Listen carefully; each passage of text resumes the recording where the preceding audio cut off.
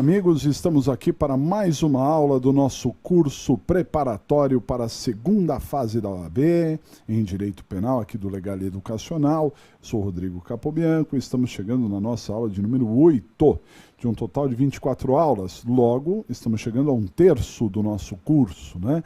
O primeiro um terço do nosso curso já está se encerrando hoje. E vale destacar que já nesse primeiro terço vimos aquilo que tem de mais relevante em termos de peças, hein? A chance maior de peças para cair, não estou eliminando as próximas, senão você já abandona o curso, já vai embora, fala, ai, professor, já não vou nem estudar mais nada então, porque, na verdade, o resto não vai cair. Não, não é assim não.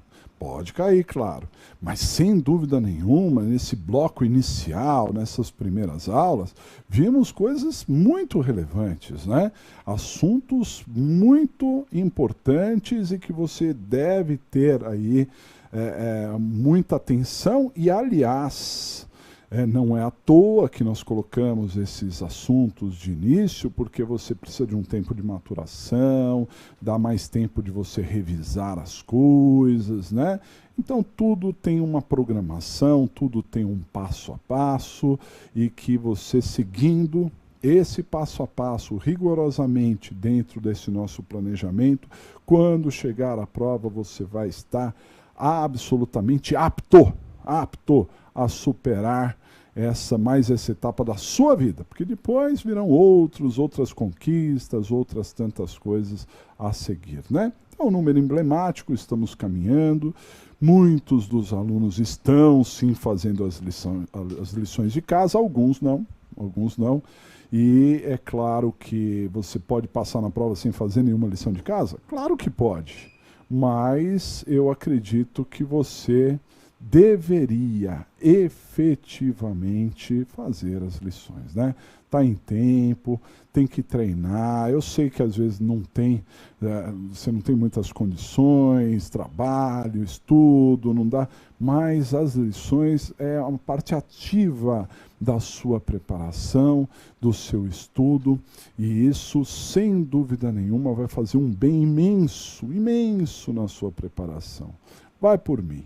Por mais que às vezes seja sofrido, eu vejo muitos alunos, no decorrer desses anos, eu vi muitas vezes acontecer isso, do aluno dizer, professor, mas eu sei como é que funciona, não se preocupe, eu estou sabendo. Sim, eu acredito na capacidade do aluno, mas lembre-se, às vezes, no dia, pode surgir uma dúvida boba, banal, que você poderia ter resolvido fazendo um exercício aqui, né? E por não ter essa experiência de ter tentado desenvolver, até questões de estética, de espaço, né? Às vezes por uma bobeira você põe tudo a perder. Não, de jeito nenhum. Não ponha tudo a perder, ok? Então, fique seguindo passo a passo todas as lições que nós temos daqui para frente. Legal, pessoal? Então vamos lá, de olho na tela. Então nós estamos no nosso curso, na nossa preparação para a segunda fase da OAB, né, em Direito Penal, aqui, aula número 8. E nós vamos tratar nesta aula desse assunto aqui, ó. Vamos tratar da sentença.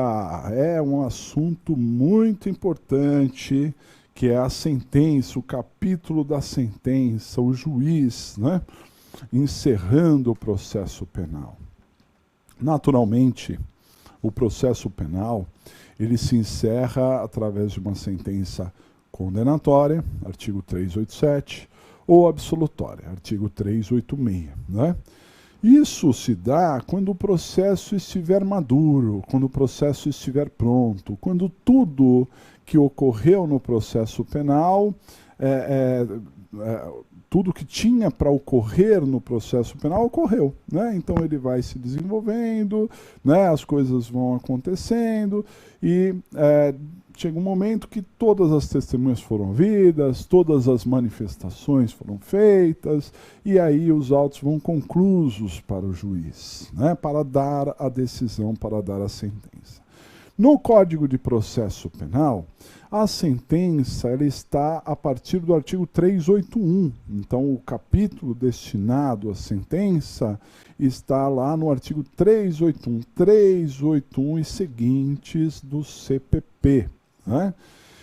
E o que é uma sentença? É uma coisa muito simples, né? A sentença ela é dividida em 3 partes, eu vou mostrar para vocês. Você tem que estar apto a saber criticar uma sentença, saber explorar os pontos fracos de uma sentença, eventualmente. Você não vai criar uma sentença, você não é juiz, você é advogado, então você não vai criar uma sentença, mas tem que estar apto a criticar, saber se a sentença foi bem feita ou mal feita. Mas, além disso, você tem que ficar atentos a muitos detalhes que possam ocorrer no momento da sentença, né? Então, dentro desse capítulo, que se inaugura no artigo 381, nós encontramos emendatio libelli, mutatio libelli, vários assuntos lá, bastante relevantes, bastante importantes, né? Então, vamos passo a passo dar uma olhada na sentença. Dá uma olhada nesse slide aqui.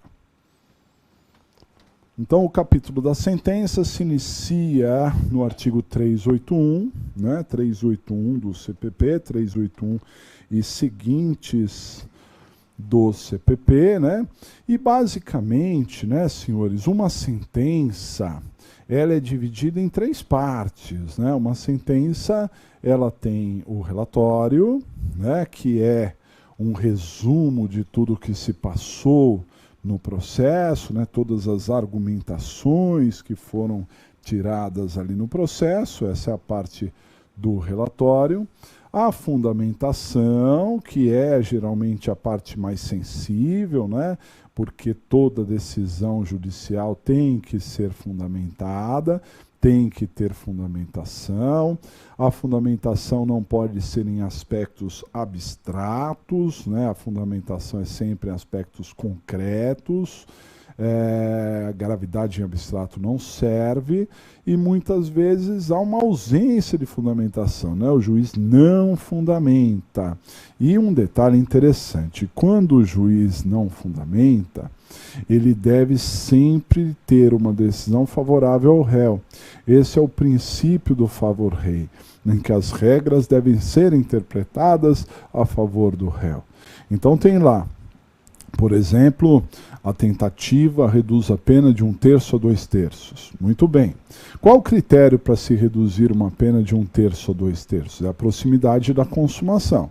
Então, quanto mais próximo ficou da consumação, reduz menos, né, para que a pena fique maior. Quanto mais longe, reduz mais. Mais próximo reduz menos, mais longe reduz mais. Esse é o critério, né? Então, o juiz pode reduzir uma tentativa apenas de 1/3? Pode, mas desde que ele fundamente, desde que ele dê elementos concretos da necessidade de se reduzir apenas 1/3. Agora, se ele não fundamentou, se ele não disse o porquê das coisas, ele terá efetivamente que reduzir em 2/3. Princípio do favor rei, né? Então, se não há ali nenhuma fundamentação para reduzir do mínimo, que se reduz o máximo, ok? Mesma coisa para as outras situações. Então, a lei prevê o regime aberto. Por que ele colocou o fechado? Tem que dizer o porquê, né? Ele considerou uma circunstância ruim. Tem que dizer o porquê, né? Então, tudo numa sentença demanda uma fundamentação.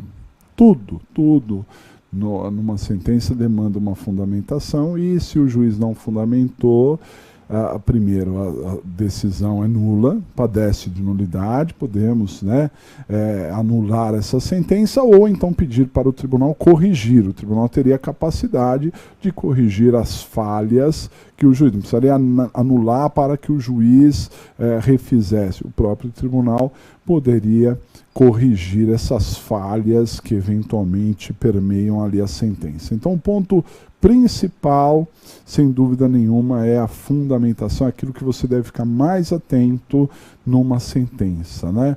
O relatório é importante? Sim, o relatório é importante, mas, por exemplo, no GCRIM está dispensado o relatório. Fundamentação não tem sempre. E a terceira parte, ela é muito importante, mas geralmente não há nenhum problema na prova com relação à terceira parte. Qual é a terceira parte da sentença? Dá uma olhadinha.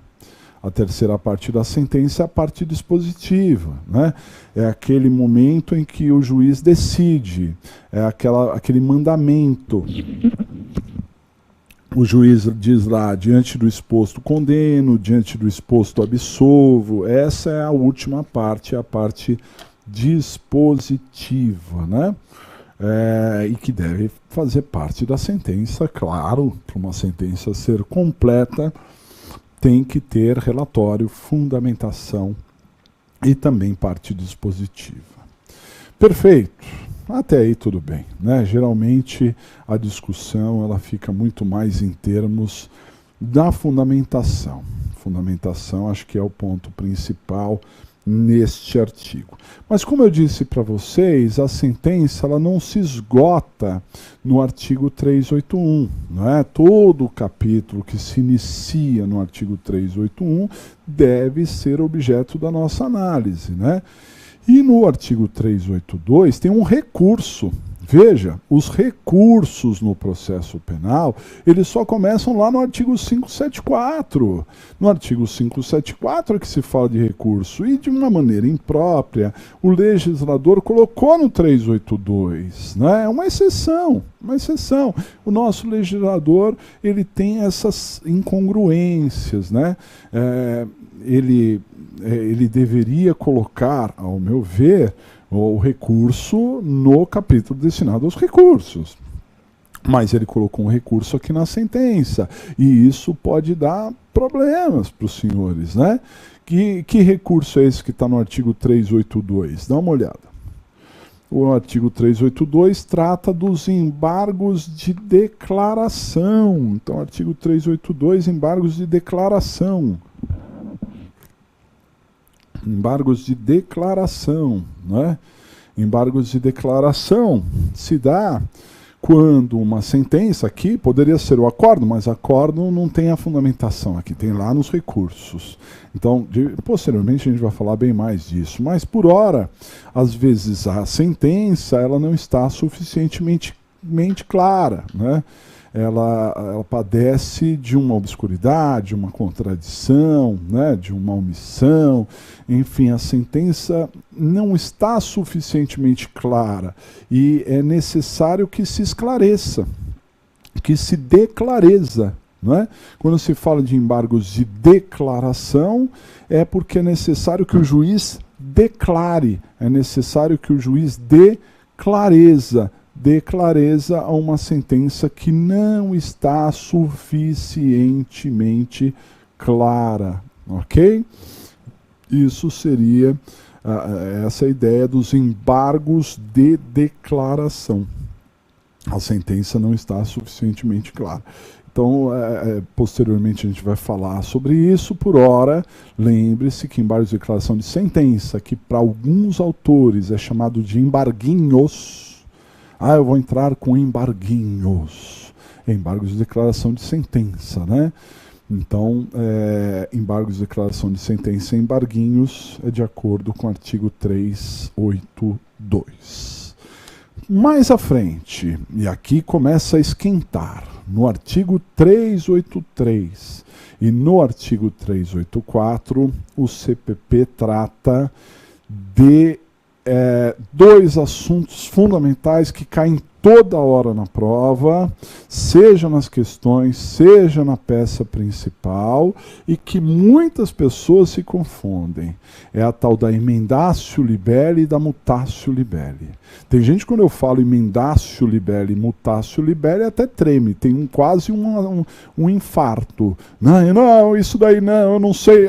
Pum, cai dura lá, porque se confunde pelo nome, acha que o nome não, nunca entendi esse negócio aí de emendatio, mutatio, não sei, porque não se interessou. porque na verdade é um assunto que não é difícil. Vocês vão ver, eu vou explicar aqui para vocês, vocês vão diferenciar muito bem mendatio libelli de mutatio libelli, e é quando se aplica um, quando se aplica outro, né? Para a prova é fundamental, né? É um assunto importantíssimo. Primeiramente, temos que lembrar que estamos na sentença. Ou seja, o processo seguiu, tudo que tinha para ser feito no processo já foi feito, né? Seguiu, né? Tudo que deveria ser feito foi feito, está lá, o processo já está maduro, está pronto para se seguir, não é isso? E aí nós temos, às vezes, a verificação de um problema. O juiz olha e fala assim, peraí, não vai dar para dar sentença, ou vai dar, vamos ver, ele olha uma falha. E diante de uma falha, ele pode agir em mendatio libelli ou mutatio libelli, né? Dá uma olhada nesse slide. Então, no momento da sentença, é importante entender isso, então no momento da sentença, os autos já estão conclusos, poderá verificar o juiz ali uma falha na acusação, né? Então ele encontra ali uma falha na acusação. Dessa forma, por conta dessa falha na acusação, ele pode agir em mendatio libelli, de acordo com o artigo 383 do CPP, ou em mutatio libelli, de acordo com o artigo 384 do CPP. A tradução aqui é literal, bem fácil, né? Quando se usa a expressão libelli, libelli ou libello significa acusação. Então, emendatio libelli é uma emenda na acusação. Emendatio libelli, uma emenda na acusação. Mutatio libelli. Mutatio libelli é uma mudança na acusação. Então, emendatio libelli, uma emenda na acusação. Mutatio libelli, uma mudança na acusação. Essa é a ideia de emendatio e também de mutatio. Emenda na acusação, mudança na acusação, né? Então vamos imaginar o seguinte, né? Os autos foram conclusos para o juiz, porque o processo já está maduro, tudo que deveria ser feito foi feito, as audiências, a instrução, as manifestações, os laudos, tudo está prontinho, só falta o juiz decidir. O juiz não pode ficar em dúvida, o juiz não pode ficar em cima do muro, o juiz tem que decidir, né? Condena ou absolve, então está lá pronto para ele. Só que o juiz, para sentenciar, ele faz uma análise aprofundada, né, do processo, para você entender bem o processo. E vamos imaginar que, ao ler a denúncia, o juiz perceba a ocorrência de uma falha na denúncia. Vamos imaginar que o promotor ofereceu a denúncia por um furto, descreveu o furto, disse que em tal dia, em tal hora, em tal lugar, ele subtraiu tal coisa, assim, assado, escreveu. Mas na hora de pedir a condenação, e lembrando, porque vocês não fizeram denúncia, mas vocês já fizeram queixa, e a denúncia ou queixa tem as mesmas características, né? Artigo 41 do CPP. No momento de pedir a condenação, e tem que pedir, lembra que na queixa você deveria pedir a condenação, né? Que a ação fosse julgada procedente para condenar nos termos de um artigo lá do crime? Muito bem. O promotor descreveu o furto, disse que houve uma subtração, assim assado, mas na hora de pedir a condenação, pediu a condenação por roubo. Pediu que a ação fosse julgada procedente para condenar o réu nos termos do artigo 157 do Código Penal. Há uma falha, há um erro, né? Claro, um erro ali. Porque descreveu um furto e pediu a condenação pelo roubo, não é? Ninguém viu essa falha. O processo seguiu. O Ministério Público nunca corrigiu isso, a defesa não se manifestou sobre isso, silêncio total, ninguém falou nada e o juiz percebeu essa falha. Bom, diante dessa falha, o que o juiz pode fazer? O juiz pode agir em emendatio libelli, de acordo com o artigo 383. Emendatio libelli. Ótimo. Em que consiste a emendatio libelli? O juiz identificou a falha, ele corrige esse erro, corrige esta falha e dá a sentença sem que as partes se manifestem. Isso mesmo, o juiz corrige o erro, corrige a falha e dá a sentença sem que as partes se manifestem. Ah, professor, mas tem alguma coisa errada. Porque, afinal de contas, se tem uma falha na denúncia, o réu não tem que tomar ciência disso, não tem que se manifestar, não. Não tem que se manifestar, não. Ah, mas isso não fere contraditório? Não fere nada. E por que não fere? Não fere pelo seguinte, o réu, ele não se defende do artigo previsto na inicial. Ele não se defende do artigo 157 que foi previsto lá na inicial. Ele se defende dos fatos descritos na inicial. Ele se defende de em tal dia, tal hora, tal lugar, ter feito isso ou ter feito aquilo. É disso que ele se defende. E não do artigo que ele está sendo acusado. Ok? Então, se os fatos estavam claros, definidos, dizendo o que ele fez ou deixou de fazer, é disso que ele tem que se defender. Se o Ministério Público errou no momento de capitular o crime, no momento de pedir a condenação, esta falha não prejudicou a defesa. A defesa conseguiu se defender apesar desta falha. E por isso é que o juiz corrige e dá a sentença sem que as partes se manifestem. Não há prejuízo para ninguém. Ok? Então aí nós temos o quê? Nós temos a ideia ali de uma emendatio libelli. Emendatio libelli. Corrige e dá a sentença sem que ninguém precise se manifestar. Dá uma olhada nesse slide. Então, a emendatio libelli se dá em um erro que não prejudica a defesa do réu. Por exemplo, e conforme mencionamos, um erro de capitulação. E por isso pode ser corrigido de ofício pelo juiz. De ofício pelo juiz. Que em seguida profere a sentença sem que as partes se manifestem. Né? Profere a sentença sem que as partes se manifestem. Ok? Então isso é o que se chama de emendatio libelli. Emendatio libelli. Bom, então vamos ver os vários ângulos desse tema. Primeiro, pegadinha. Você pode achar que o juiz tinha que deixar as partes se manifestar e alegar uma nulidade. Não. Emendatio libelli. Né? Emendatio libelli não há problema nenhum. Segundo, não precisa ninguém se manifestar. Segundo, desclassificação. Nós falamos de uma tese, né, quando falamos da tese principal, falta de justa causa. A desclassificação, na verdade, é um pedido de emendatio libelli, se vocês pensarem. Né? Por exemplo, o promotor ele descreveu um roubo.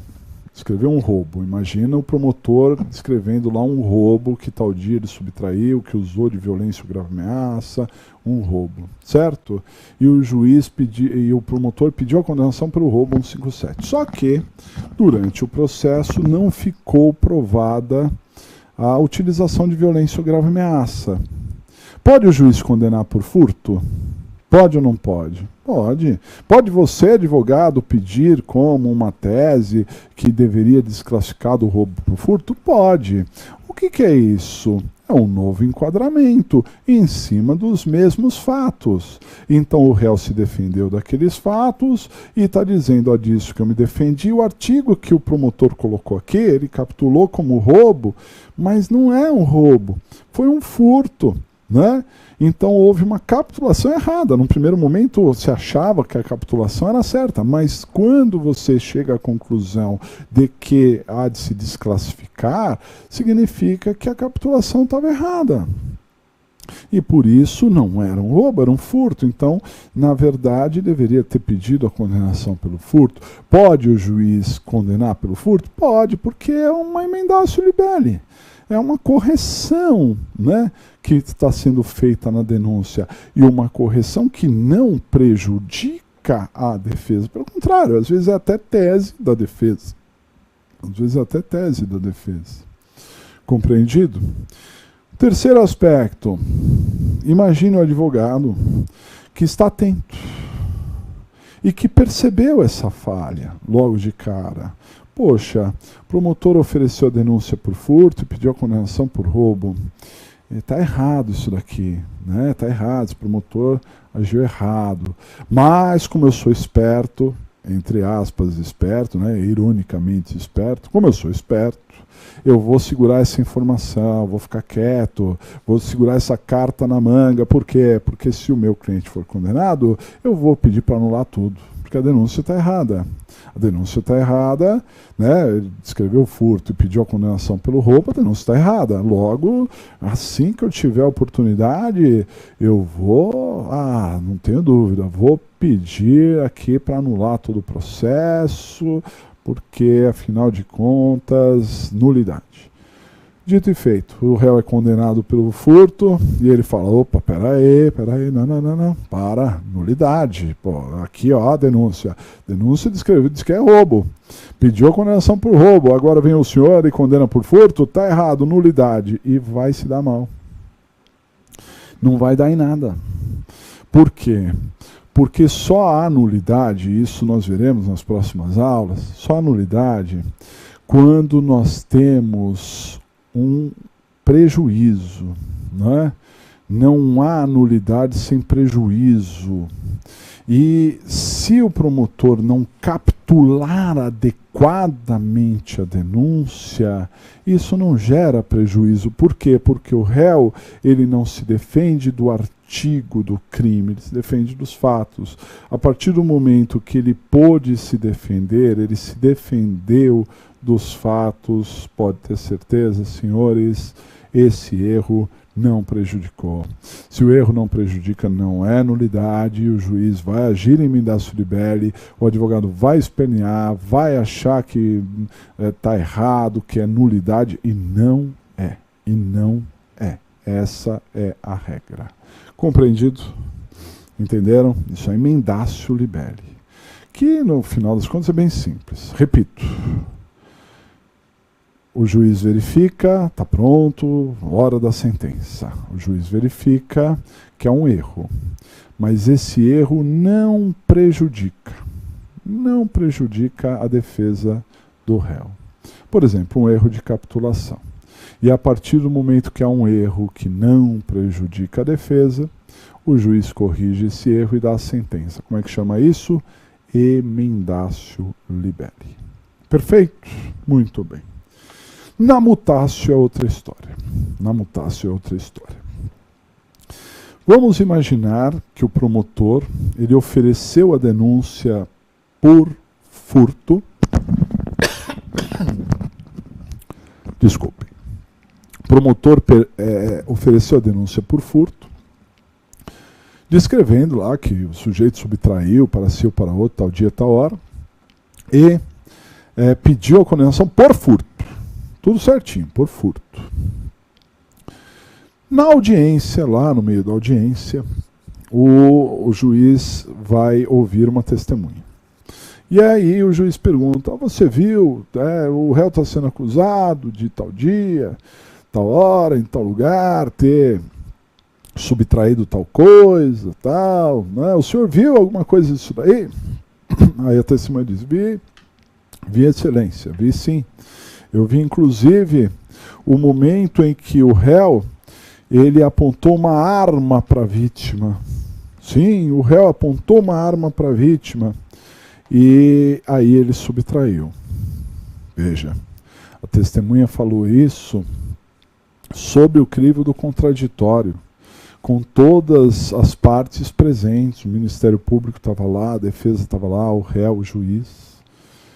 Isso ficou gravado. Mas ninguém se manifestou, tudo bem. Só que se o réu ele usou de uma arma, né, não é um furto mais. É um roubo. É um roubo. E isso foi falado sob o crivo do contraditório, né? É um roubo. É um roubo. Ponto. Mas todo mundo quieto, ninguém se manifestou, ninguém pediu nada, tal. O processo seguiu e aí nós tivemos o quê? Nós tivemos uma... os autos terminaram, amadureceram e foi conclusos para o juiz dar a sentença. E o juiz, como eu disse, vai se aprofundar, vai ver lá os depoimentos e tudo mais. Às vezes, hoje em dia, os depoimentos muitas vezes são gravados, né, em mídia. Então ele assiste o depoimento e o que acontece? Ele... peraí, isso daqui não é um furto, isso daqui é um roubo. E a testemunha falou isso na frente de todo mundo. Pergunto, pode o juiz condenar pelo roubo? Não. Por que não? Porque o réu, ele não se defende dos fatos alegados na audiência. O réu, ele se defende dos fatos alegados na inicial. E na inicial, a gente vai olhar a inicial e a gente procura a tal da arma, o tal da violência ou grave ameaça, e a gente não encontra. Porque o promotor ele descreveu um furto, não um roubo. Esse emprego de violência ou grave ameaça foi adicionado posteriormente que teve, isso foi trazido pela testemunha, que disse sim que ele usou de violência ou grave ameaça, mas isso foi depois. Ok? Então toda vez que surgir um fato novo, não importa quem trouxe o fato novo, no caso aqui no exemplo foi a testemunha, mas toda vez que surgir um fato novo que não conste da denúncia, não consta, não estava lá da denúncia, o juiz não pode considerar esse fato novo para a sentença. Ele não pode dar a sentença. Por quê? Porque o réu, ele não se defendeu deste fato novo. Ele não se defende dos fatos alegados na audiência. Ele se defende dos fatos alegados na inicial. E por isso o juiz tem que baixar os autos. Ele está conclusos para que ele dê a sentença, mas ele não vai dar a sentença. Ele tem que baixar os autos para o Ministério Público, para que o Ministério Público adite a denúncia, para fazer constar o artigo correto, o fato novo, ok? E depois que o MP aditou, a defesa terá acesso e poderá se manifestar, inclusive arrolando novas testemunhas para discutir o fato novo, para se defender do fato novo. A isso nós damos o nome de mutatio libelli, ok? Uma mudança na acusação. Dá uma olhada nesse slide. Então, mutatio libelli, que significa exatamente isso, mudança na acusação, né? Então, quando é que nós temos uma mutatio libelli?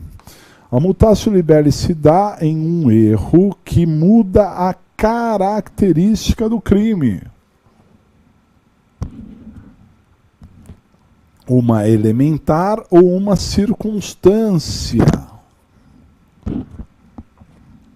A propósito, um parênteses. O que é uma elementar? Elementar é um componente essencial do tipo penal. É um componente que, se ele não estiver presente, o crime se descaracteriza. Por exemplo, o roubo tem que ter violência ou grave ameaça à pessoa. Se eu tirar a violência ou grave ameaça à pessoa, não é roubo, é furto. Então eu posso dizer que o emprego de violência ou grave ameaça no roubo é uma elementar, é essencial para um roubo. Ok? E o que é uma circunstância? Circunstância é um componente acessório que não interfere na caracterização do crime, e sim na dosagem da pena. Então, um roubo, para se caracterizar, não precisa do concurso de pessoas. Precisa? Em algum momento, a lei fala que o roubo, para ser roubo, tem que ter 2 ou mais pessoas? Não, né? Mas, e se no roubo tiver 2 ou mais pessoas? A pena é maior.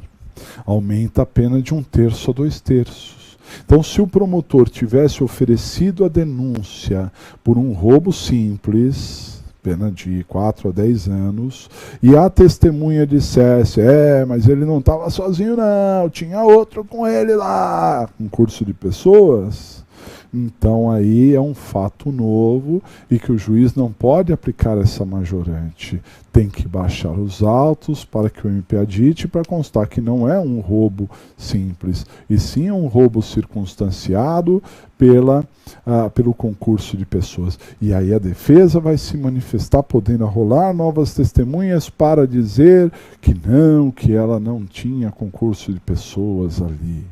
Compreendido? Então, a mutácio pode se dar por um novo elemento, seja uma elementar ou uma circunstância, né? Vamos voltar no texto, dá uma olhada. Então, a mutácio libelli, repetindo, né? A mutácio libelli, ela se dá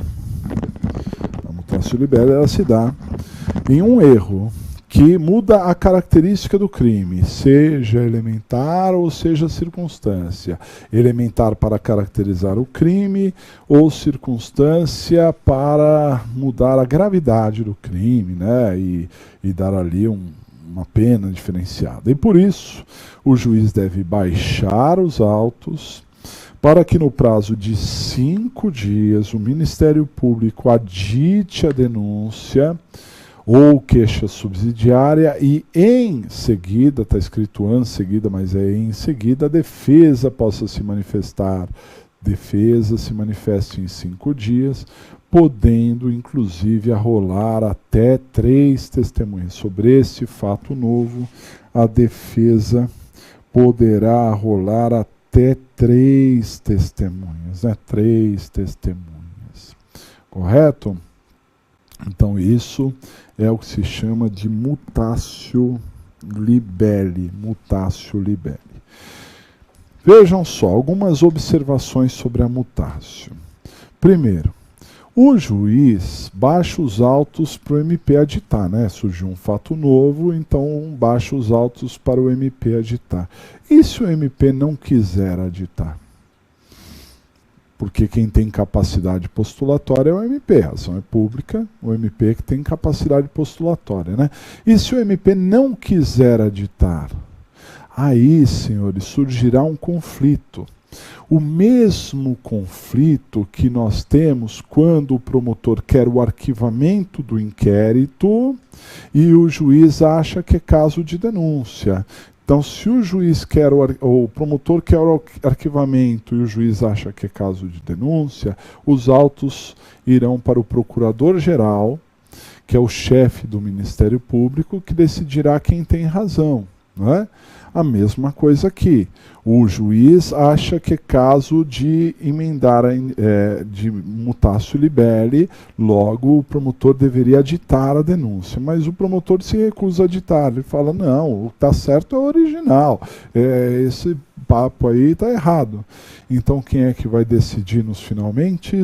É o procurador-geral, né? Procurador-geral é que vai dizer quem tem razão para este assunto. Compreendido? Muito importante esse item, né? Um outro aspecto que eu queria chamar a atenção dos senhores é o seguinte. Eu acabei de explicar que a emendatio libelli e a mutatio libelli, ela se dá no final do processo. Quando o processo já está pronto, quando o processo já está maduro para a sentença, né? Agora eu pergunto, o promotor não poderia a qualquer momento pedir para aditar a denúncia? Não poderia fazer isso? Claro. Vamos imaginar o caso de Mendace, um erro de capitulação lá, né?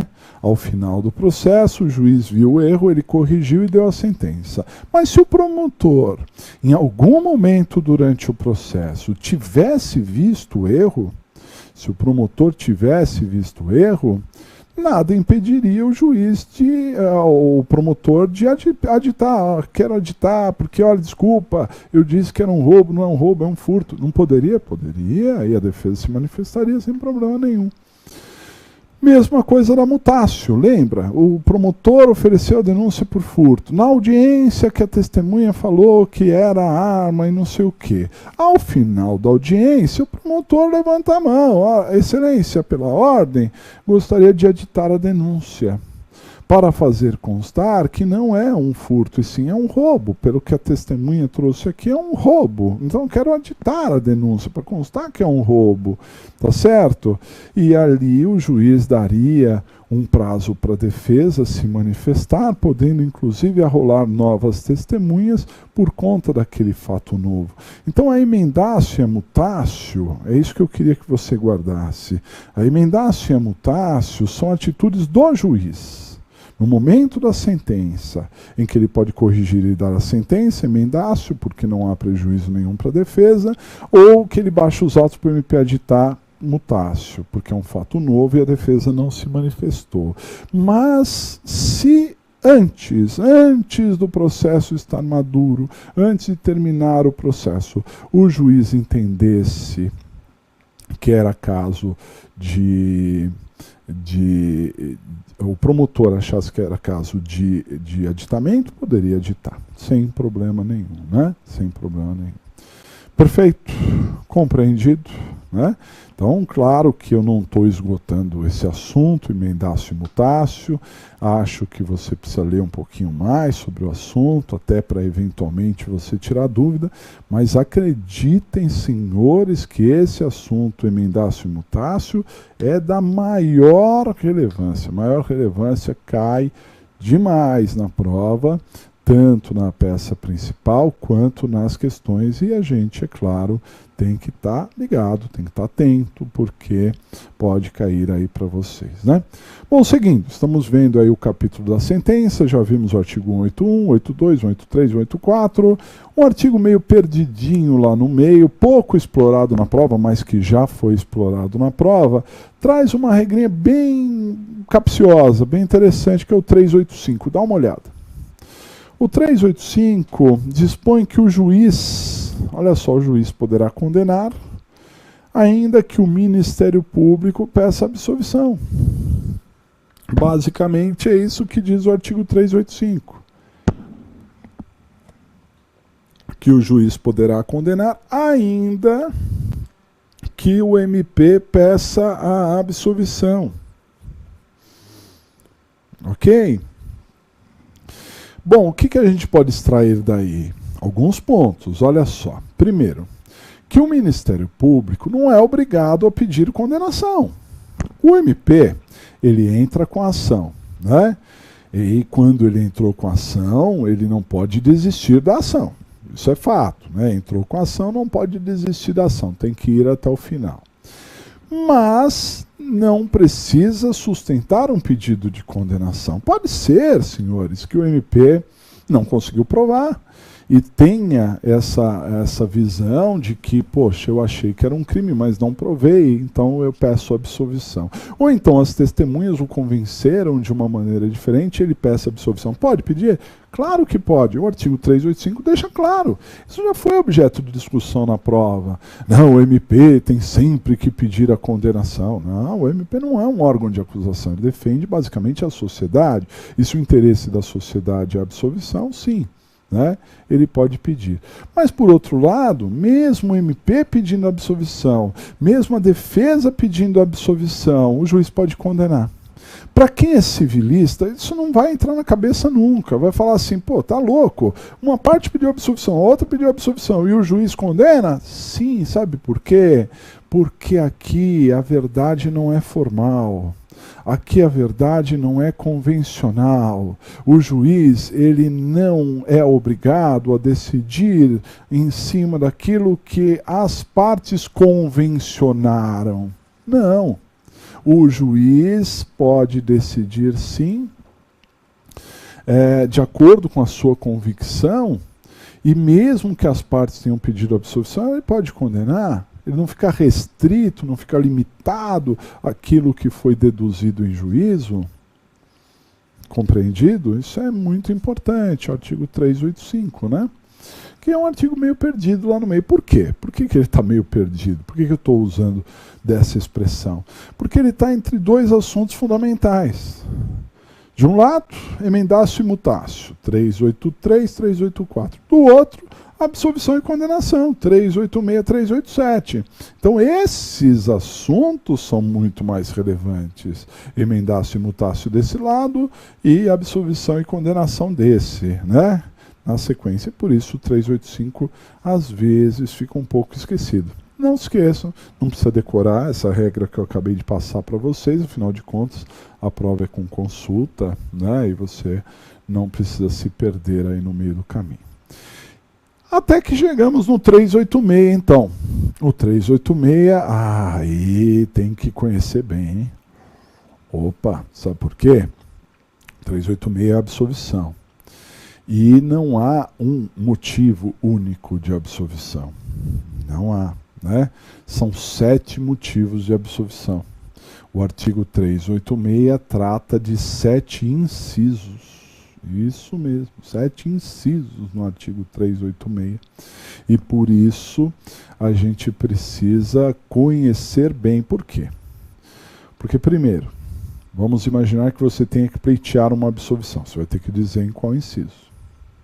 Segundo, vamos imaginar que o juiz condenou. Aí você vai apelar e vai pedir para ele mudar e absolver. Qual inciso? Tem que dizer. Ou vamos imaginar que o juiz absolveu. Mas será que ele absolveu pelo inciso correto? Será que isso não pode ter impacto? Mas peraí, professor, a sentença absolutória, não importa por que ele está sendo absolvido, a sentença absolutória... Bom, na esfera criminal, você que falou isso, você está certo. Porque na esfera criminal, a absolvição é absolvição. O sujeito está absolvido, ponto. É uma sentença absolutória. Não gera nenhum tipo de reincidência, não gera nada. Sentença absolutória e ponto. Acabou. Mas, atenção, na esfera criminal, na esfera civil é diferente. Vejam só. Há absolvições que se limitam à esfera criminal, deixando a esfera civil completamente aberta, com todas as possibilidades. Por outro lado, há absolvições que influenciam o cível. O criminal influenciando o cível e limitando o cível, amarrando o juiz civil. Antes de entrar até nas absolvições, imagine o seguinte: o juiz civil, juiz criminal, absolveu o réu por falta de provas. Não tinha provas e por isso absolvo por falta de provas. Correto? Muito bem, é uma sentença absolutória, o réu continua primário, de bons antecedentes, é uma sentença absolutória. Mas vamos considerar que depois dessa absolvição, a vítima quis entrar com pedido de indenização na esfera civil. Ela pode entrar? O réu já foi absolvido aqui. Ela pode entrar no civil? Pode. Por que o juiz absolveu aqui? Por falta de provas. E quando o juiz aqui, criminal, absolveu por falta de provas, ele deixou todo um caminho aberto para discutir isso no civil. Porque ele está dizendo, ó, aqui na esfera criminal eu não tenho prova. Aí no civil é outra história, ó, faça a prova aí. Então pode o réu ser absolvido aqui no criminal e condenado aqui no civil? Possível, mas não impede, ok? Agora, por outro lado, vamos imaginar que veio o juiz criminal e disse, eu absolvo o réu, que eu absolvo. Por que eu vou absolver? Porque o fato não aconteceu. Não aconteceu nada. A vítima disse que foi vítima disso, daquilo, mas na verdade não aconteceu nada aqui. Então, como não ocorreu o fato, absolvo. Tudo bem? Sentença absolutória. Pergunto aos senhores, pode a vítima ir aqui no cível pleitear uma indenização? Não. Por quê? Porque a vítima não pode pleitear aqui uma absolvição por um fato que não ocorreu. Olha, seu juiz civil, eu quero uma indenização, viu? Eu quero uma indenização por este fato que não ocorreu. Se o juiz criminal está dizendo que o fato não ocorreu, acabou o assunto. O juiz civil vai ter que aceitar isso e acatar isso. O juiz criminal disse, não ocorreu o fato, o juiz civil diz, não ocorreu o fato.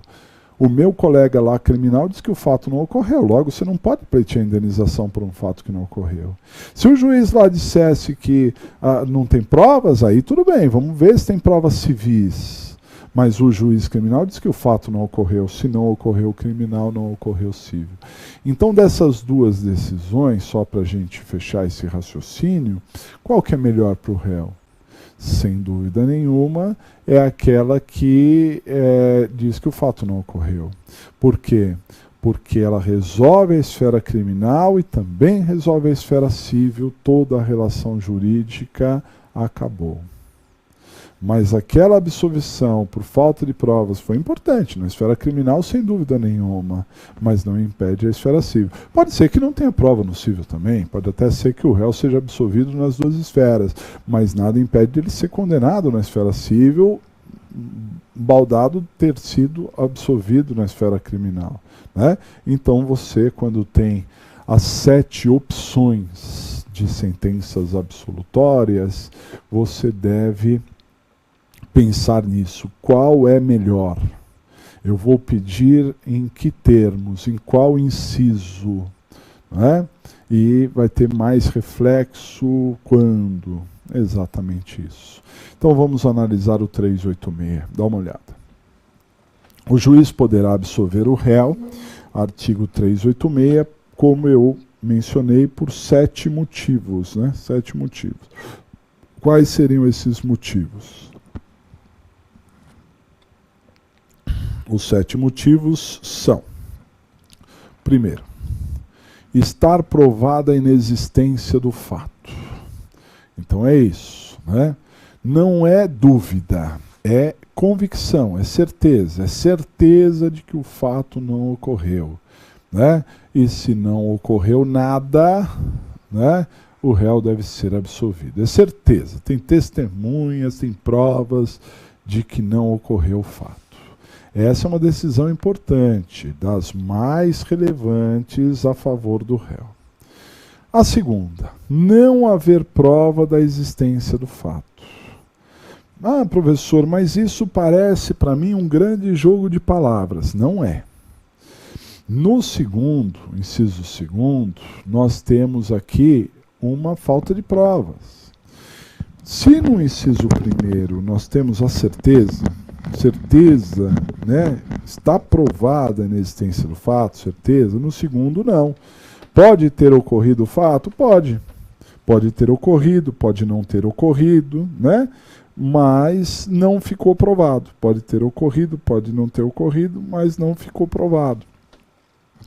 Assim sendo, falta de prova seria o inciso 2. É menos convidativo para o réu, porque aqui pode ir para a esfera civil. O inciso 3º, embora não impeça a esfera civil, eu chamo a atenção dos senhores que é, sem dúvida nenhuma, um dos mais relevantes incisos de absolvição. Estatisticamente, né, na OAB, o inciso que mais se pede absolvição é no inciso 3º, né, que diz lá não constituir o fato infração penal. O que é isso, senhores? Em outras palavras, fato atípico. Então, toda vez que o fato for atípico, atípico, a absolvição deve ser de acordo com o inciso 3º, não constituir o fato infração penal. Fato atípico, né? É claro que o fato atípico não impede a esfera civil, porque pode não ser típico criminal, mas pode ser civil. Imagine, por exemplo, o réu que foi acusado de um estelionato e o juiz disse, olha, isso não é estelionato, isso é um problema comercial, isso é um problema civil. O próprio juiz criminal está jogando para a esfera civil. Ele absolve aqui porque o fato é atípico, mas deixa aberto o civil. Ok? Embora não resolva completamente o problema do réu, sem dúvida é o que mais cai. Né? Condutas que não se enquadram no tipo penal. Então o agente foi acusado de uma atitude, mas essa atitude que ele praticou não se enquadra no tipo penal. Se a atitude não se enquadrar no tipo penal, o fato é atípico e a absolvição é no inciso 3º. Sem dúvida nenhuma é o que mais cai, tome cuidado. Inciso 4º. O inciso 4º também é importante para o réu e também eu acho que você deveria gravar, grifar aqui, né? Porque esse resolve definitivamente a questão para o réu. Porque vejam só, diz o inciso 4º que o juiz pode absolver por estar provado que o réu não concorreu para a infração penal, não é autor, não é partícipe da infração penal. Vejam só, no inciso 4º não se discute, o crime. O crime existiu, o crime aconteceu. Né? O que está provado é que o réu não participou da infração. Né? Então, imagine, está lá, tem um crime. Ponto. Tem crime, mas o réu não teve nada a ver com o peixe, né? Não teve nada a ver com o assunto, então ele não pode ser condenado. Está provado que ele não fez nada, que ele não participou, que ele não ajudou, né? Que ele não influenciou em nada. Assim sendo, o crime existiu, mas o réu tem que ser absolvido. Né? Então é um inciso 4º bem importante e impede o cível, porque o juiz está dizendo que o réu não teve nada a ver com aquilo, não pode ser pleiteado uma indenização por algo que ele não teve nada a ver, né? Que ele não contribuiu em nada, né? Também é bastante importante. Já o inciso 5º é falta de provas e aí é menos importante, dá uma olhada. Inciso 5º diz não existir prova de ter o réu concorrido para a infração penal. Nesse inciso 5º, não é que... veja, também não estamos discutindo o crime, né? Não estamos discutindo o crime. O crime existiu e isso não é objeto de discussão para nós. No inciso 5º, nós estamos dizendo que não há prova concreta da participação do réu. Pode o réu ter participado? Pode. Ele pode ter ajudado? Pode. Mas não ficou provada essa conivência, não ficou provada essa concorrência para o crime de alguma forma, né? Então, o inciso 5º é uma absolvição, mas menos importante. O inciso 6º é o segundo que mais cai, hein? Porque esses assuntos, até a gente já falou do inciso 6º, né? Existir circunstância que exclua o crime ou isente o réu de pena. E aqui a própria lei, ela fala dos artigos 20, 21, 22, que são excludentes de culpa, 23, que é excludente de ilicitude, 26 e 28, que são excludentes de culpa, da nova parte geral do Código Penal. Né? Então, existir circunstância que exclua o crime ou isente o réu de pena. Quando a lei fala circunstância que exclua o crime, ela está se referindo a uma excludente de ilicitude. Então, se ocorrer qualquer uma das excludentes de ilicitude do artigo 23, e nesse sentido o Código é muito claro, né, até menciona o artigo de lei 23, seria absolver para o inciso 6º. Ou isente o réu de pena. Isente o réu de pena seria uma excludente de culpabilidade, que se enquadra no 20, 21, 22, 26 ou 28, que são as excludentes de culpabilidade. Ok? Essas seriam aí as causas que excluam crime, excludente de ilicitude ou isente o réu de pena, excludente de culpabilidade. E por fim, o inciso 7º é o mais genérico de todos, é a falta de provas genérica. Dá uma olhada. Não existir prova suficiente para a condenação. Pura e simplesmente isso, né? Não tem prova para condenar. Não tendo prova para condenar, então é o caso de absolver, né? Não existir prova suficiente para a condenação. Não tem prova para condenação. Desta forma, vamos a absolver. Compreendido o artigo 386, muito importante, claro que você vai voltar nesse artigo algumas vezes, né? Mas, além do artigo 386, e de uma forma bem rápida, nós falaremos do 387. O 387 é a condenação, né? O 386 é a absolvição, o 387 é a condenação. Se o réu foi condenado, a gente já vai contestar, vai apelar, sem dúvida nenhuma, né? Mas quero chamar a atenção sobre três aspectos relativamente novos, eles não estavam originariamente no artigo 387, e que são pequenos incidentes que o juiz deve decidir no momento da condenação. Então, no momento da condenação, além de condenar o réu nos termos de um determinado artigo, o juiz também pode tomar três atitudes que não dizem respeito à condenação criminal. Dá uma olhadinha. Então o juiz poderá decretar a condenação do acusado, então condenou, né? E além disso, olha só, ele pode primeiro fixar o valor mínimo de indenização. Fixar o valor mínimo de indenização. Então, além de condenar o réu a tantos anos de reclusão em regime aberto, por exemplo, ou fechado, ele vai dizer, e também ao pagamento mínimo de X. Se o réu discordar, recorra. Mas a partir do momento que transitar em julgado aquele valor mínimo de indenização, o mínimo já está garantido. Quando a vítima for na esfera civil, poderá até conquistar um valor maior, mas o mínimo já está lá, ok? Além disso, o juiz poderá, né, também na sentença, tomar outra atitude aqui, ó, dá uma olhada. Ele poderá aplicar a detração para fixar o regime inicial, a detração fixando o regime inicial. Vejam, às vezes o réu ele ficou preso durante o processo. De acordo com o artigo 33 do Código Penal, 33, em regra, uma pena de até 4 anos é o regime aberto. Mais que 4 anos até 8 é o semiaberto e mais que 8 é o fechado. Isso em regra, artigo 33. Logo, se o juiz condenar a 5 anos, o regime seria o semiaberto, ok?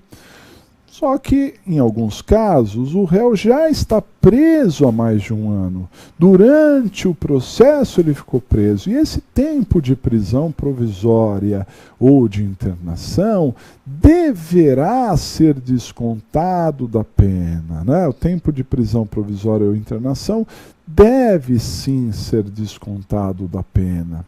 Perfeito? Isso é detração. Antigamente, essa detração era feita apenas na execução penal. Mas a lei mudou e o juiz, quando dá a sentença, tudo bem, ele condena a 5 anos. Só que antes de fixar o regime, ele olha se tem detração. Aí ele, não, ele já está preso há 1 ano. Então, na própria sentença, ele condena a 5 anos, desconta 1 ano que ele está preso e o restante da pena quanto que é? 4 anos em regime aberto. Mudou de padrão. 5 anos era o semiaberto, mas como ele já ficou 1 ano preso, o juiz fixa o regime aberto para iniciar o cumprimento de pena, ou seja, a detração para fixar o regime, né? Está no parágrafo 2º do artigo 387, tem que ficar bem ligado neste tema também, bastante importante. E um outro incidente é esse aqui, ó. O juiz condena e pode, se o caso, determinar a prisão preventiva, né? O que significaria, basicamente, não deixar o réu recorrer em liberdade, tá certo? O juiz pode condenar e dizer para o réu recorrer preso, ficar preso durante o recurso, decretando a sua prisão preventiva no momento da sentença, e é claro que se ele decretar a prisão preventiva no momento da sentença, terá que ter os elementos, terá que ter os motivos para decretar a tal da prisão preventiva. Compreendido? Legal essa primeira parte aí, essa doutrina que nós passamos, né? Muito bem, agora nós vamos para a segunda parte da nossa aula, em que nós verificaremos o exercício. Esse exercício aqui, ó. O exercício de número 6, o exercício de número 6 da apostila. Abram, por favor, o exercício de número 6. Ok? Na sua apostila, que eu vou ler junto com vocês. E como eu tenho sempre feito, né? Digo novamente, vou dizer, se você não fez o exercício 6, se você não resolveu o raio-x, se você não resolveu o esqueleto, esse é o momento de você dar uma pausa no vídeo. Tente fazer o exercício 6, não se esqueçam disso, né? Essa preparação ativa é fundamental. Tente fazer o raio-x do esqueleto, se esforce um pouco, isso vai ser recompensador lá na frente, né? Muito bem, vamos fazer a leitura do exercício 6, de olho na tela, olha só. João foi processado e condenado. Ó, já deu um salto, né? A gente nem sabe o que ocorreu durante o processo, mas foi isso que aconteceu. Ó. João foi processado e condenado por homicídio duplamente qualificado. A pena de 19 anos de reclusão, pena alta, hein? Então, João foi processado e condenado por homicídio duplamente qualificado, a pena de 19 anos de reclusão. Conforme a denúncia e pronúncia, porque é um processo do júri, né? Então denúncia e pronúncia, houve motivo fútil. Então, se o processo é duplamente qualificado, então tem duas qualificadoras. A primeira é o motivo fútil, porque o crime foi praticado em razão de simples desavença, em virtude de uma dívida de jogo de R$200. Então, por conta de uma dívida de R$200, o João matou a vítima, né? Isso é o que consta ali da denúncia, né? Denúncia e pronúncia. Denúncia e pronúncia são opiniões, né? Opinião do promotor, opinião do juiz. Denúncia e pronúncia. Houve motivo fútil por conta de uma dívida de R$200. E também houve o recurso que impossibilitou a defesa da vítima, né? Consistente em surpresa, porque os tiros foram deferidos logo após rápida discussão sobre a dívida. Quando a vítima, Antônio, né, então Antônio, chegou na casa de João, a vítima chegou na casa do João, chamada por este. Então ela foi pega de surpresa. Essa seria a segunda qualificadora, né? Muito bem. Não houve testemunhas presenciais, esse é um ponto importante no que diz respeito a provas, né? Não houve testemunhas presenciais. A denúncia foi baseada em depoimento de Maria, namorada de Antônio, vítima, né? A qual afirmou que conversou com a vítima sobre a desavença antes de sua morte. Então, em algum momento antes da morte do Antônio, eles conversaram, tem uma desavença aí, estou devendo uma grana, seria isso daí, né? Contudo, Maria desapareceu e não foi ouvida na fase processual. Bom, se não foi ouvida, ela não serve como testemunha, né? João negou a autoria. E aqui é claro, né, senhores, aliás, olha só, se o seu cliente nega, você nega. né? Claro, nós vamos ter que analisar e anotar todas as opiniões, todos os dados técnicos. Então é muito importante saber o que o MP falou, o que o juiz disse, o que a testemunha, mas o que o réu falou é de suma importância.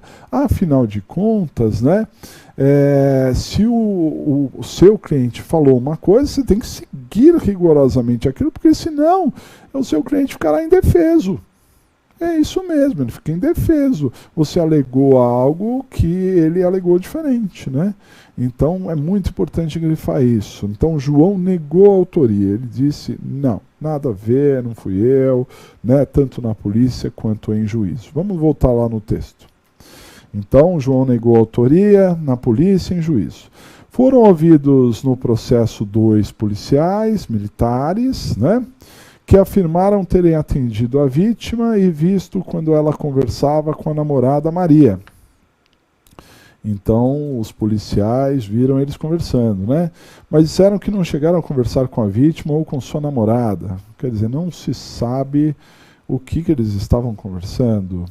A arma não foi encontrada. Opa, também isso é importante. A morte foi demonstrada pelo laudo pericial. Bom, aí tem um laudo, né, de exame necroscópico mostrando que a vítima morreu mesmo, né? Indagados os jurados, isso lá no plenário do júri, né, responderam por maioria de votos que João desferiu os tiros na vítima Antônio, causando-lhe os ferimentos, né? Então, eles falaram da autoria. Então, por maioria de votos, autoria, né? Que o João desferiu os tiros. Depois, segundo quesito, por maioria de votos, que os ferimentos resultantes dos tiros causaram a morte, que seria, né, a materialidade aqui, a autoria, a materialidade. C, por maioria de votos, que João não agiu por motivo fútil. Que agiu por motivo fútil. Então ele agiu por motivo fútil.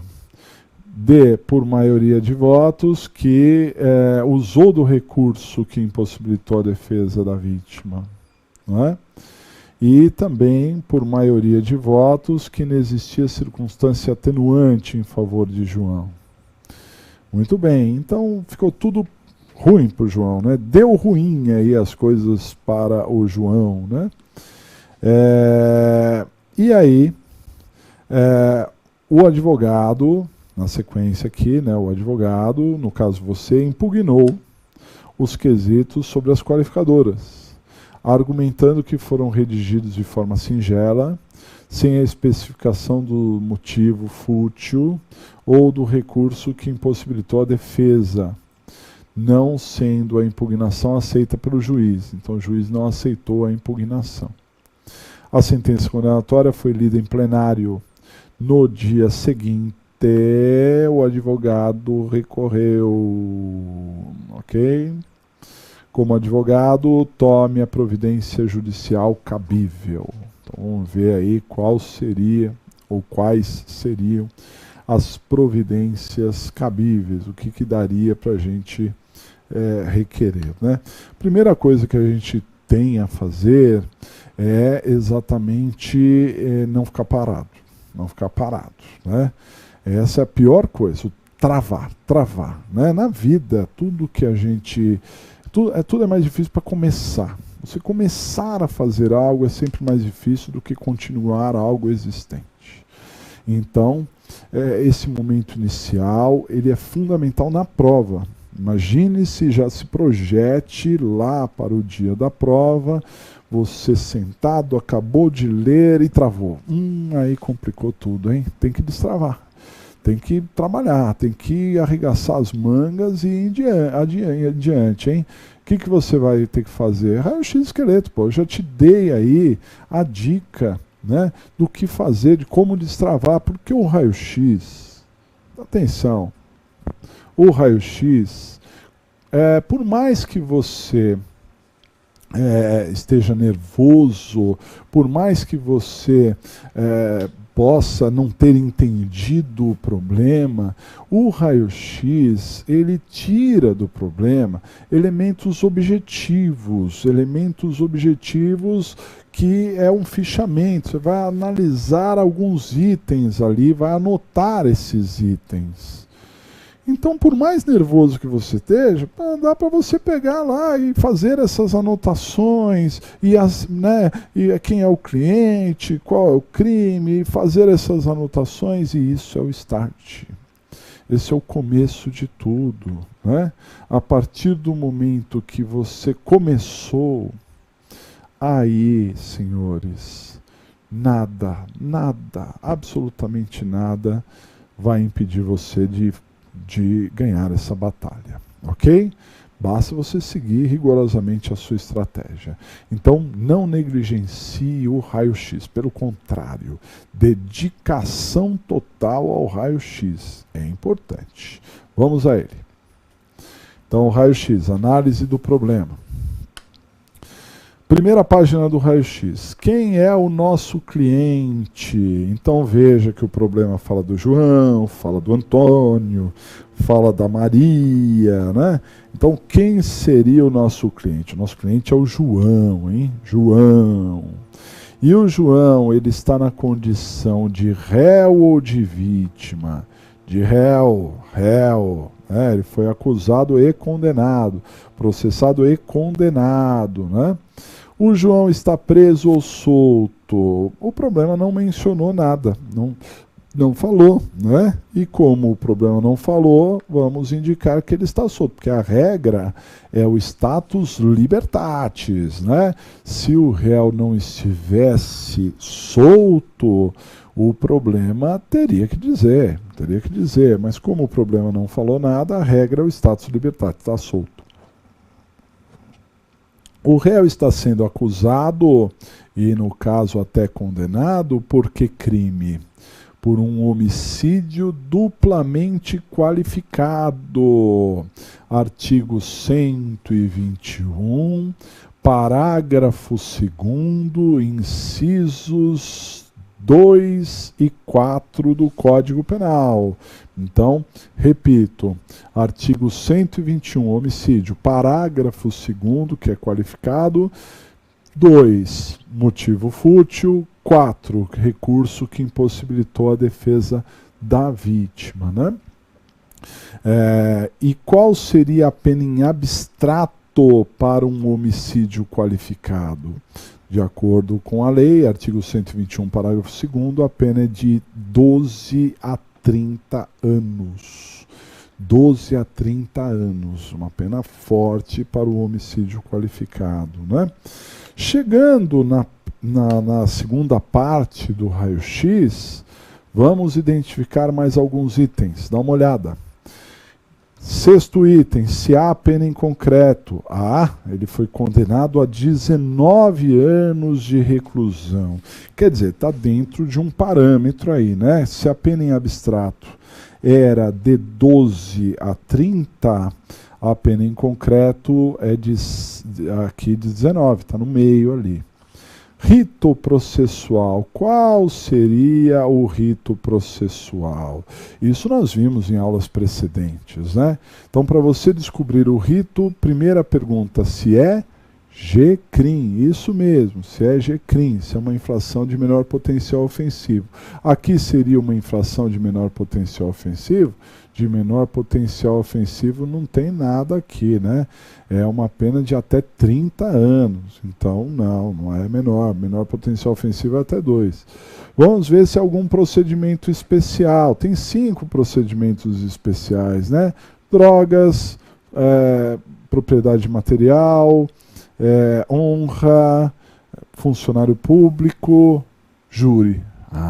Júri. Isso mesmo. Então aqui é um procedimento do júri. Procedimento do júri. Isso é tão fundamental porque irá, sem dúvida nenhuma, impactar na competência, né? Na competência. Então é júri. Que mais aqui? Dá uma olhada. Ação penal, a gente precisa descobrir a ação penal. Para descobrir a ação penal, nós olhamos o artigo do crime, os artigos seguintes. Se disser lá procede mediante queixa, a ação é privada. Procede mediante representação ou mediante requisição, é porque ela é pública condicionada. Não falou nada, é pública incondicionada, que é o caso aqui. A ação é pública incondicionada. O homicídio é pública incondicionada, você já vai se acostumando, né? Um crime muito importante para a prova, né? E se o problema menciona datas, e a gente tem que dizer a que se refere, não, o problema não menciona datas nenhuma, né? Nenhuma, não tem data aqui, né? É atemporal o problema. Legal, tranquilo. Fizemos o raio-x. Não sabemos a peça, não sabemos as teses. A gente pode até ter uma ideia da tese. Verdade. Às vezes a gente tem uma ideia da tese, mas não é a hora ainda. Tudo tem a sua hora. Se você ficar fazendo o raio-x pensando na tese, você vai se dar mal. Porque você tem que estar concentrado, o tempo todo concentrado. Senão acaba complicando aqui a resolução do problema, né? Então vamos devagar. Oportunamente a gente vai saber qual seria a tese ou as teses, né? Muito bem, mas antes disso vamos descobrir a peça. Vocês sabem que no esqueleto o primeiro item é a peça. Precisamos saber qual é a peça e com isso a competência, depois a tese, depois o modelo. É assim que funciona, né? E para a gente descobrir qual é a peça, nós precisamos ver o momento processual. Vamos lá para o esqueleto. Então, uma vez feita a análise objetiva, você deve partir em direção à solução, que é o esqueleto. E como é que você vai fazer isso? Olha só. Primeiro, o momento processual. Para encontrar a peça, você deve analisar em qual momento processual o seu cliente está. Então, em qual momento processual o seu cliente está.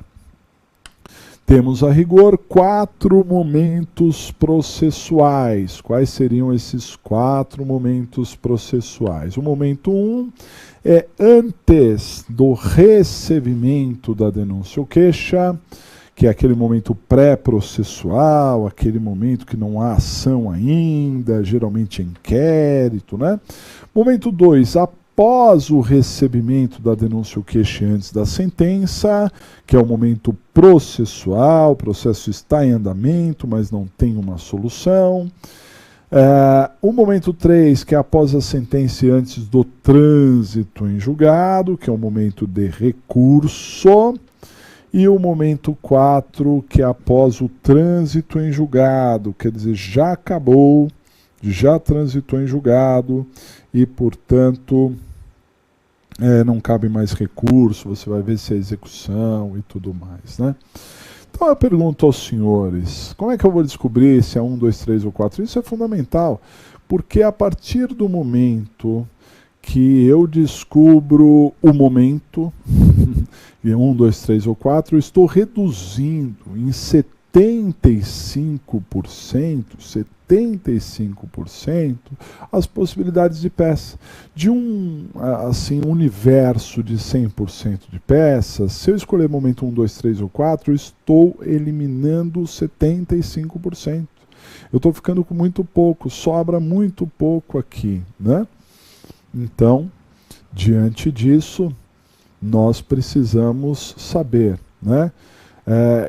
Qual o momento. E como é que a gente vai definir isso? Pergunto aos senhores, assim como quem não quer nada, teve sentença? Teve ou não teve? Teve sentença ou não teve? Teve, né? Então, só com essa informação da sentença em que o réu foi condenado, nós eliminamos já 2 momentos. Dá uma olhada. Então, ó, temos que eliminar de plano o momento 2 e o momento 1. Porque o momento 2 e o momento 1 são antes da sentença. E nós já tivemos sentença. Se o momento 1 e o momento 2 são antes da sentença, não nos interessa, né? Sobra o momento 3 e o momento 4. O momento 3 é após a sentença, antes do trânsito. E o momento 4 é após o trânsito. Eu pergunto aos senhores, essa sentença condenatória já transitou em julgado? Não, não transitou em julgado. Portanto, nós estamos aqui, ó, momento 3, após a sentença, antes do trânsito em julgado. E por que nós chegamos a essa conclusão? Porque o problema disse que no dia seguinte do plenário, o advogado recorreu. Então, se o advogado recorreu, ele impede o trânsito em julgado, horas. Não é isso? Está lá dizendo, o advogado recorreu. Logo, impediu o trânsito em julgado. Ponto. Então, após a sentença, antes do trânsito, acabou. Não teve o trânsito, é o momento de recurso. E se nós vamos recorrer, nós precisamos saber qual o recurso. E para isso nós precisamos saber a natureza da sentença. E aqui é uma sentença condenatória. Já vimos em outra aula, que diz sentença condenatória ou absolutória, qual é a peça? Isso mesmo, a apelação. Dá uma olhada. Dependendo do momento processual, você pode utilizar uma espécie de peça. Da sentença condenatória do júri, atenção, sentença condenatória do júri, cabe apelação. Sentença condenatória do júri, cabe apelação. Porém, o advogado que o antecedeu recorreu, já apelou. E agora? O que fazer? O advogado já recorreu, e agora? O que fazer? Meu Deus! Dar continuidade ao recurso. O problema diz que ele recorreu, mas não disse, por exemplo, que ele apresentou as razões. É isso, dá uma olhada. A nossa peça é um pedido de juntada das razões de apelação. Então você não deve interpor a apelação, porque interpor seria errado. Afinal de contas, o advogado que o antecedeu já interpôs. E se o advogado já interpôs, evidentemente que você não vai interpor de novo. Assim sendo, você tem que entender que uma apelação e um rese, principalmente, ele tem um momento para interpor e depois o juiz pode dar um prazo para que apresente as razões. Se o problema não mencionar nada, só disser a sentença, aí você tem que interpor com as razões. Mas como o problema mencionou que o advogado interpôs, significa que você precisa apresentar as razões. Mas as razões não podem ficar sozinhas, porque as razões não têm endereçamento nem nada. Então você tem que pedir a juntada, uma petição de juntada das razões. Pedir a juntada das razões de apelação. A interposição da apelação está no artigo 593. As razões de apelação, não. Estão no artigo 600. E o prazo é de 8 dias. O prazo para pedir a juntada das razões, bem como das contrarrazões, é de 8 dias, tá, pessoal? 8 dias. Só que devo lembrar aos senhores, o prazo para apresentar as razões e contrarrazões é de 8 dias, com base no artigo 600. Artigo 600. Você não vai fazer, se a prova da OAB dissesse, aqui não disse, mas se dissesse que era para apresentar a peça no último dia, você ia fazer a contagem de 8 dias. Não de 5 mais 8 e não de 5. 8, porque aqui seriam só as razões. Se falasse para interpor e fosse no último dia, era no 5º dia. Mas aqui, razões contra razões, 8 dias. Não falou, então você não vai datar a peça.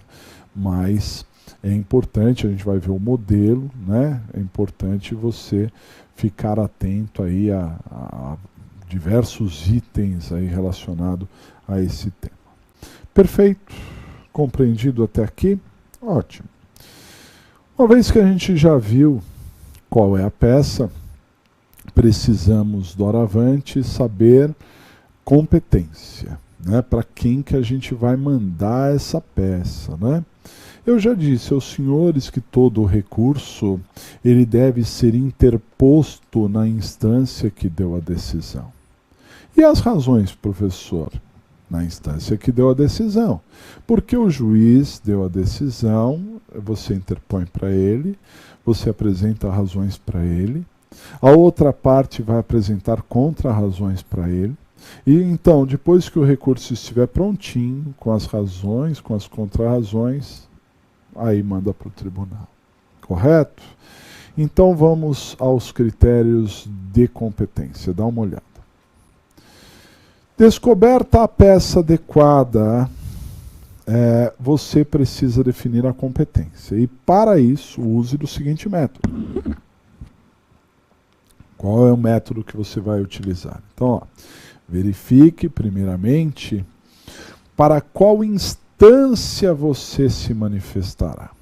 Se é para a primeira instância, um juiz, se é para a segunda, um tribunal, se é para a terceira, um tribunal superior, se é lá para Brasília, se é para o STF, se é para o STJ.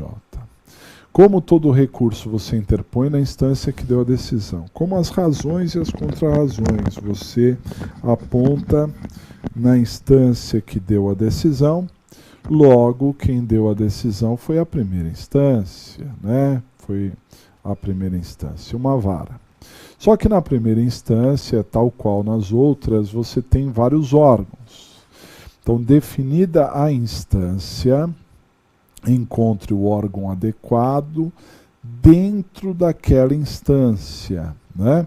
E você tem a vara criminal, mas você deixa por último. E aqui é o caso do júri, né? Do júri. Então você vai entrar para o júri, vara do júri. Como estamos falando da segunda fase do júri, o ideal é você mandar para o juiz presidente do tribunal do júri. É só na segunda fase do júri, mais precisamente só na apelação do plenário do júri, que você vai utilizar esse termo, juiz presidente do tribunal do júri. Se for primeira fase, memoriais, recurso em sentido estrito, for primeira fase, você vai usar o termo juiz de direito da vara do júri, juiz de direito da vara do júri. Mas como é segunda fase, como é plenário, como teve julgamento, jurados e tudo mais, você deve usar a expressão juiz-presidente, porque você vai mandar para o juiz togado, não para os jurados, juiz-presidente do tribunal do júri, porque como é um órgão colegiado, a segunda fase do júri, então você chama de tribunal do júri, né? Depois eu vou mostrar para vocês a estrutura ali da peça direitinho, né? Para que você não tenha nenhuma dúvida de como construir. Próximo item, tese. E é claro, também falamos isso na outra aula, né? E aqui é uma boa notícia para todos nós, que é a seguinte: você está entrando com uma apelação, logo você não concorda com a sentença, não concorda com o resultado. O que você tem que fazer? Impugnar, bater forte em cima de tudo que se passou, né? Aqui a única coisa que você vai ter que ter muito cuidado, principalmente no pedido, é porque no júri você tem a soberania dos veredictos. Guardem isso, né? É um princípio, chamado princípio da soberania dos veredictos. Logo, quem condena ou quem absolve no júri são sempre os jurados. O Tribunal de Justiça, que é a segunda instância, nós vamos apelar para o Tribunal de Justiça, vai para o Tribunal de Justiça, não pode condenar nem pode absolver. Então aqui você tem matéria de mérito, teria motivos para absolver o seu cliente? Claro, mas você não vai poder pedir, porque o pedido seria juridicamente impossível. Eu não posso pedir para o Tribunal de Justiça algo que o Tribunal de Justiça não tem a menor condição de me dar, não é? Então, o que eu tenho que pedir para o Tribunal de Justiça? Que anule o julgamento submetendo ao novo plenário. É só isso que me resta, né? Mas isso a gente vai ver na estrutura. Primeiro, vamos para a tese, dá uma olhada. Então, definida a peça que nós vimos, né, petição de juntada das razões, e a competência, né, que é do Tribunal do Júri, e a segunda instância seria o Tribunal de Justiça, né, é momento de encontrar a ou as teses. Grife no problema apresentado os pontos discutíveis. Grife no problema apresentado os pontos discutíveis. E quais seriam os pontos discutíveis? As opiniões, que podem não refletir a realidade, por exemplo, consta na denúncia. No caso aqui, o problema falou da denúncia e da pronúncia, né?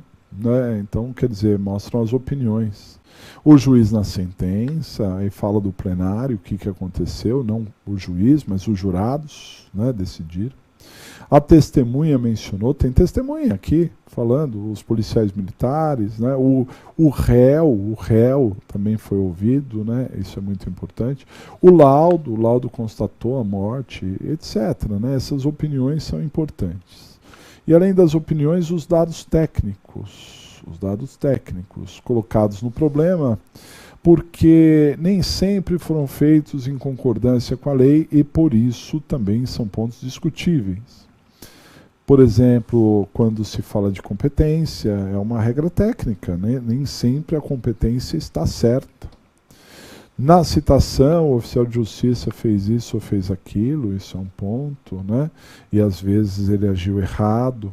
Na sentença, o juiz considerou coisas fora do critério. Quando da prisão em flagrante, o delegado teve atitudes equivocadas, atitudes arbitrárias, né? Então, tudo isso deve ser rigorosamente analisado como os dados técnicos. O problema, ele fala muito criteriosamente de várias opiniões, né? E os jurados entenderam por condenar o réu, entenderam da materialidade, da autoria, entenderam na presença das qualificadoras, né? E eu pergunto, dá para contestar isso? Dá para dizer que o réu deveria ser absolvido? Dá ou não dá? Sim, pelo contexto, né, senhores? O contexto, e o problema chama muita atenção, o contexto é de total falta de provas. Primeiro, o seu cliente nega. Se o seu cliente nega, você nega. Ponto. Segundo, quem era a principal testemunha? Seria testemunhas presenciais, não tinha ninguém. Testemunha presencial não tinha ninguém. Correto? Só teria ali os policiais militares que chegaram e viram o réu sendo atendido e conversando ali com o réu não, a vítima sendo atendida e conversando com a namorada ali, mas não viram que eles conversaram. E a namorada teria dito, lá no inquérito, não no processo, lá no inquérito, que a vítima disse que tinha um problema com o réu, que estava devendo lá tal. Só isso, mas testemunha presencial não tinha ninguém. Correto? Então é um cenário de total falta de provas, né? Os jurados entenderam por condenar e nós podemos admitir que essa decisão foi manifestamente contrária à prova dos autos, né? A evidência dos autos. A evidência dos autos indicava uma coisa, falta de prova, sem prova nenhuma, e os jurados entenderam de outra maneira. Então, a rigor do artigo 593, inciso 3º, a linha D de dado, total falta de prova, ok?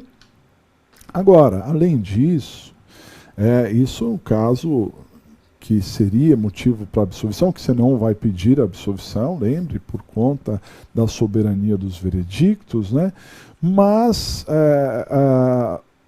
e com relação às qualificadoras?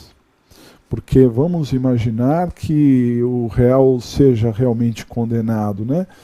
Se ele fosse realmente condenado, as qualificadoras, motivo fútil, não se sabe, né? O motivo fútil seria ali por conta da dívida de jogo, mas não há provas com relação ao motivo, né? Se eu não sei qual é o motivo, E o recurso que impossibilitou a defesa da vítima? Ninguém presenciou, não tinha dinâmica dos fatos, não sabemos como é que foi a dinâmica dos fatos, logo poderemos sim, além de, né, falar da falta de provas do crime em si, falar da falta de provas das qualificadoras, né? E que elas deveriam ser afastadas, correto? Esses são os termos que a gente tem aí no problema. O mais importante, realmente, além da falta de provas, claro, é você perceber o pedido, hein? Reforço, porque falta de provas a gente ia seco pedindo absolvição, não pode, por conta da soberania dos veredictos. Então o pedido é para anular o julgamento e mandar a um novo plenário. Pura e simplesmente assim, né? Vamos ver a estrutura, o modelo aqui que vocês vão desenvolver? Dá uma olhada. Então, estrutura. Toda peça processual pode ser dividida da seguinte forma: endereçamento, depois o preâmbulo, na sequência a narração dos fatos, depois do direito, que é a argumentação, que é a fundamentação, e por fim o pedido. Essas seriam as 5 etapas da montagem da peça, né? Primeiramente o endereçamento, isso do pedido de juntada, hein, tá, pessoal? Juntada, porque nas razões não tem endereçamento, né? Isso no pedido de juntada. Como é que é feito aqui o pedido de juntada? Excelentíssimo senhor doutor, depois juiz presidente, lembre-se, a gente está chamando ele de juiz presidente porque está na segunda fase do júri. Na primeira fase do júri não é juiz presidente, hein? Mas como aqui é segunda fase do júri, juiz presidente do Tribunal do Júri, né? Tribunal do Júri. Tribunal do Júri não é segunda instância, é a primeira instância, é uma vara, só que é uma vara colegiada, né? Tem mais de um ali. Então, do Tribunal do Júri da comarca de não sabemos, autos números 3 pontinhos, né? Depois, o nome do nosso cliente, que é João. Pergunto, precisa qualificar o João? Não, ele já está qualificado nos autos. Por seu advogado ao final firmado, vem respeitosamente a presença de Vossa Excelência requerer a juntada das razões de apelação,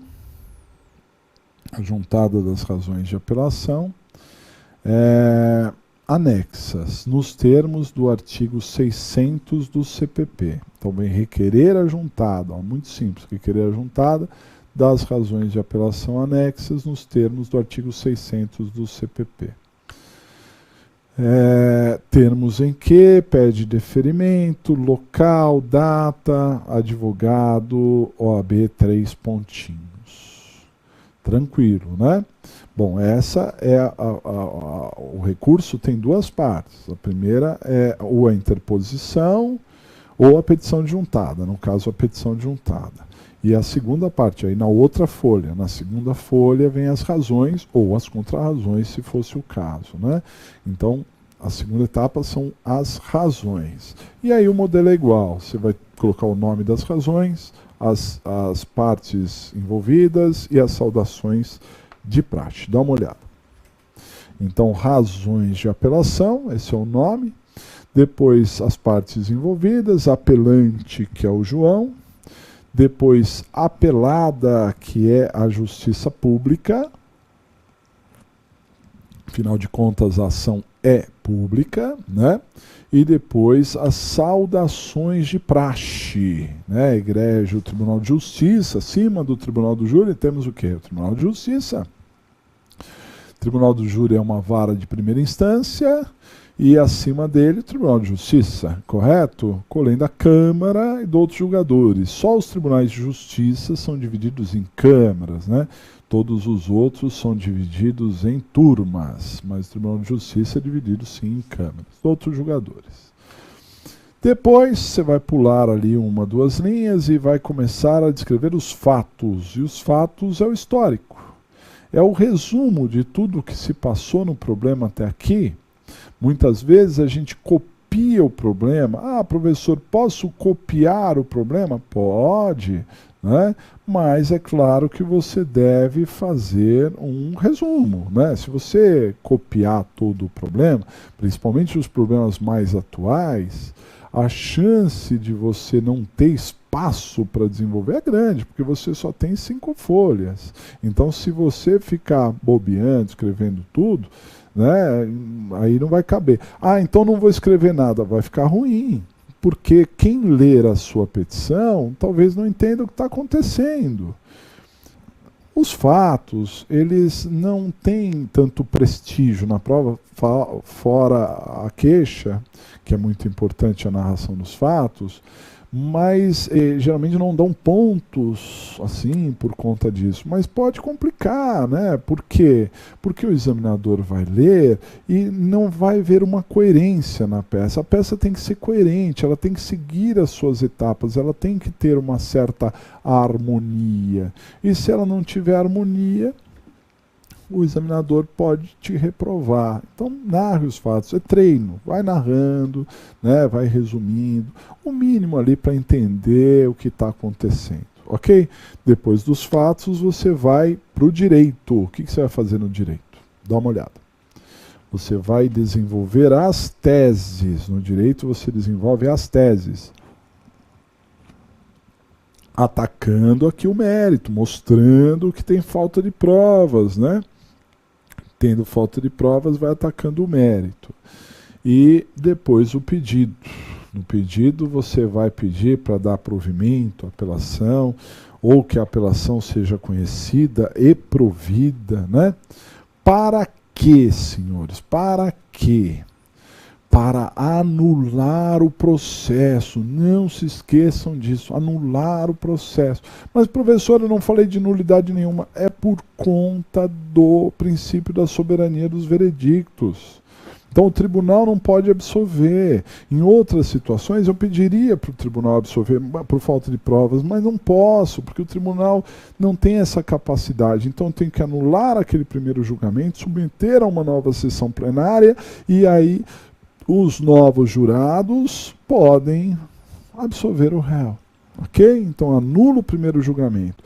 Então, o pedido direitinho seria conhecido e provido, ou dar provimento à apelação para anular o processo, anular o julgamento, por exemplo, e submeter o apelante a uma nova sessão plenária.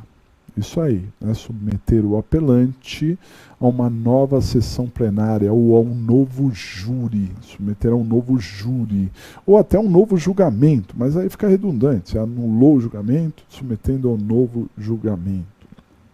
Compreendido?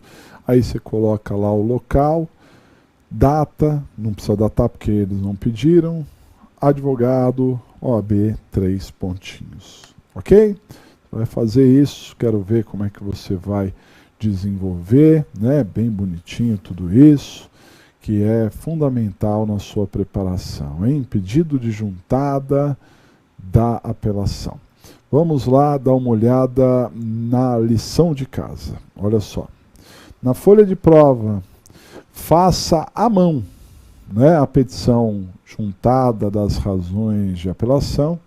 Escaneie ou tire foto e mande no prazo improrrogável de 3 dias para este e-mail aqui, ó, rodrigo.capobianco@aulasplanejadas.com.br, né? E você também deve, isso é para entregar 3 dias improrrogáveis, né? E depois você também deve fazer o raio-x e o esqueleto do problema 7 da apostila, né, do exercício número 7 da apostila, para que a gente possa corrigir na próxima aula. E eu estou pedindo, isso não é para entregar, só para a gente corrigir na próxima aula, né? E eu estou pedindo também para que você resolva as questões de número 13 até a 16, né?